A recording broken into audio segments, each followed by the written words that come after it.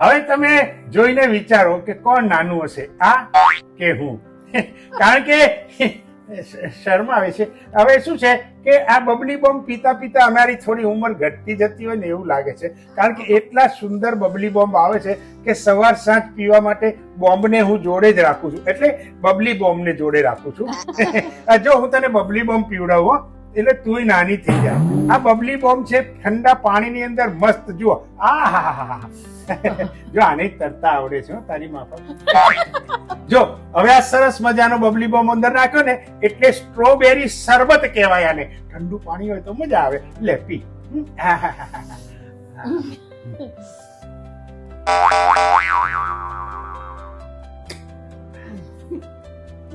Babli bomb bubbly bomb bubbly bomb. ઓ એક જાત કે પી જા.